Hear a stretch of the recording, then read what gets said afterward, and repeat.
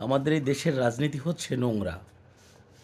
ভালো মানুষ যে রাজনীতি করে বা যদি করতে চায় তাহলে দেখবেন এই খারাপ মানুষগুলির গুতাগুতিতে সে রাজনীতি করতে পারে না। রাজনীতি এমন একটা মাঠ, এখানে শুধু স্বার্থ, নিঃস্বার্থের রাজনীতি খুবই খুবই অভাব। আমি আমার দেখা চোখে নিঃস্বার্থের রাজনীতির একটিমাত্র দল আছে, সেটা হলো ইসলামী আন্দোলন বাংলাদেশ। বিশ্বাস করেন কিনা জানি না, আমরা সেই দলের কর্মী। এই দলটা যে কোনো প্রোগ্রামে আমাদের পকেটের টাকা দিয়েই চলে। আমাদের পকেটের টাকা দিয়ে এই দলটা পরিচালিত হয়। এখানে এক্সট্রা কোনো ডোনেট নাই, কেউ আপনাকে এক কাপ চাও খাওয়ায় না বিনিময়ে। বিশ্বাস করেন আর নাই করেন।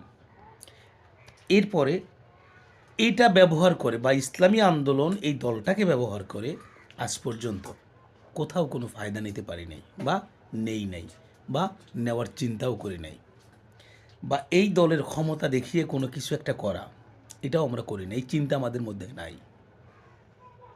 তার মানে হচ্ছে একটা আদর্শিক রাজনৈতিক দল। দেখেন, ইসলামী আন্দোলন বাংলাদেশ কখনো কারোর সাথে মারামারি করে না, মার খায়। এরপর আসেন, সবার পোশাক চেঞ্জ করা যায়, কিন্তু ইসলামী আন্দোলনের পোশাকগুলি চেঞ্জ করা যায় না।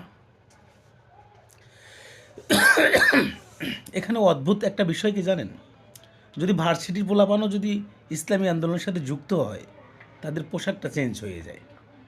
তখন বোঝা যায় যে মনে হয় যেন এরা কোন মাদ্রাসার ইমাম সাহেব, এই মাদ্রাসার শিক্ষক, না কোন মসজিদের ইমাম সাহেব, এটা এরকম বোঝা যায়। কিন্তু বিষয়টা হলো কি, এদের একটা মানে পরিচিতি আছে। এই বিষয়টা কিন্তু খুব সুন্দর। এখন অনেকে ভাবে যে মনে হয় যে এরা লেখাপড়া করে নাই বা এরা অল্প শিক্ষিত মানুষ, বোঝে না, এরকমটা ভাবে। কিন্তু আসলে তা না।